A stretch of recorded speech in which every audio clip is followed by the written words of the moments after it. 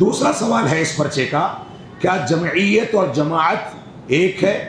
کیا گمراہی سے بچنے کے لیے کافی نہیں کہ علماء سے جڑ کر کے ہم رہیں؟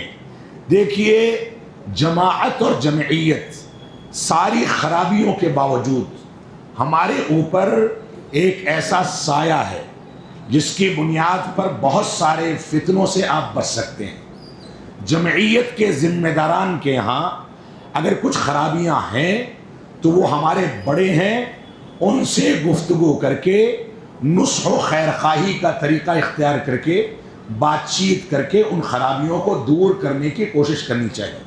ذرا سی باتوں پر آپ جمعیت کے خلاف چلے جائیں، جماعت کے خلاف چلے جائیں تو یہ خلاف جانا آپ کے لیے فتنوں کا باعث ہے۔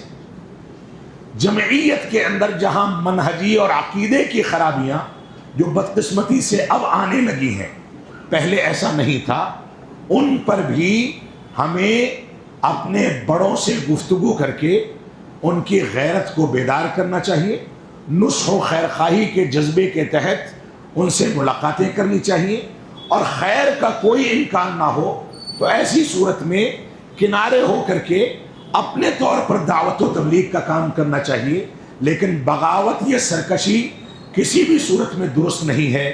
اس کی وجہ سے پوری جماعت کو نقصان اٹھانا پڑتا ہے۔